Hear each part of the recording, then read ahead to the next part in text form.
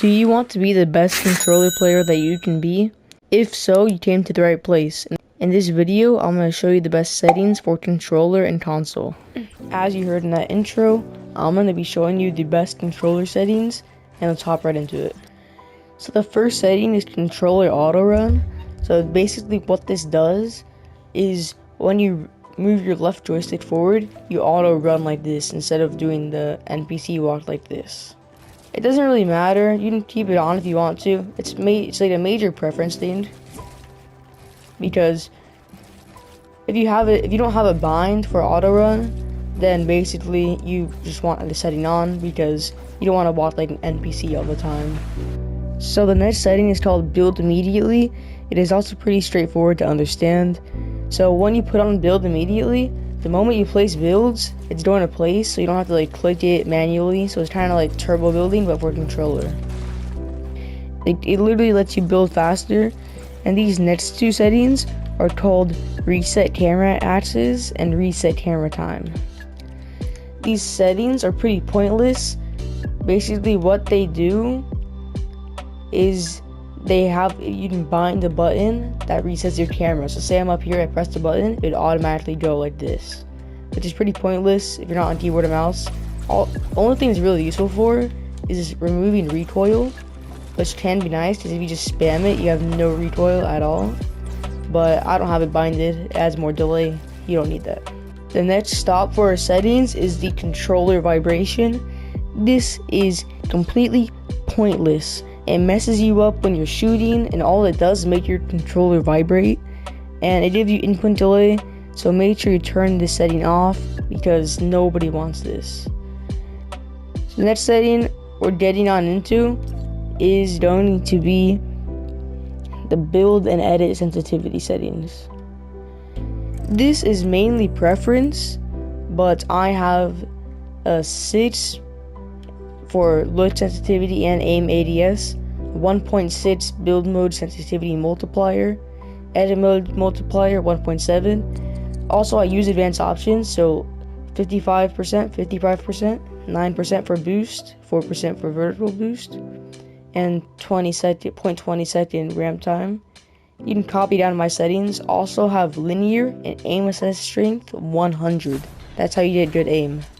In my opinion, a much faster sensitivity is better for building and editing because you're able to just drag your builds a lot easier. And I'm a console player, so I have a lot of delay. So here's the pros and cons of high sensitivity and a low sensitivity. A high sensitivity is better for building and editing, but a low sensitivity is better for aiming, like this clip here.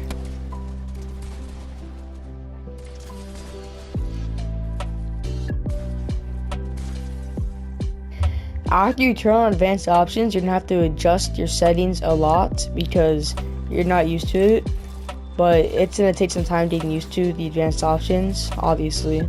And you don't have to use advanced options because you can see these settings are grayed out, so since advanced options is enabled, as you see right over, so use advanced options is enabled as you see right here, so these settings don't get changed.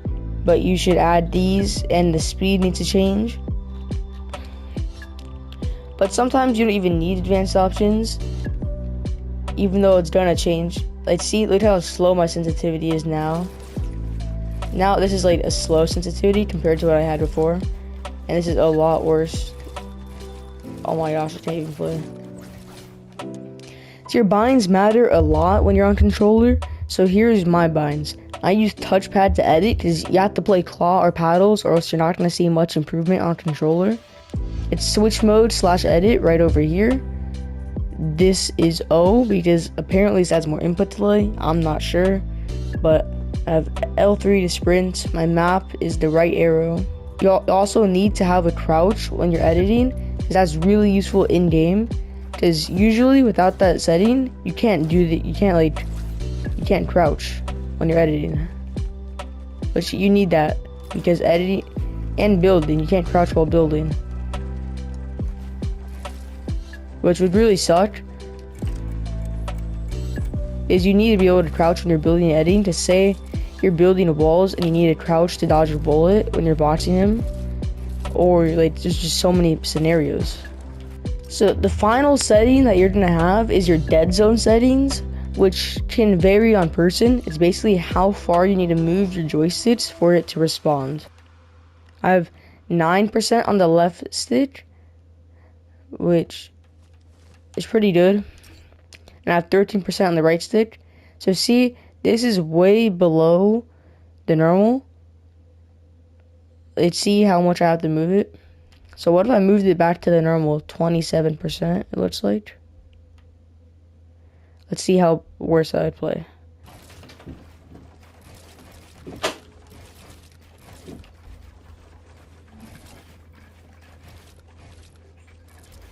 So as I've noticed, guys, my right joystick, I have to move it a lot more than I used to, which is not comfortable for me.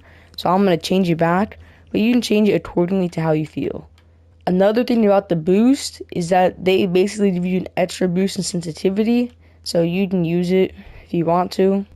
And feel free to copy my settings if you need to, because if you want to edit as fast as I can, because I edit pretty fast, you just copy all these settings.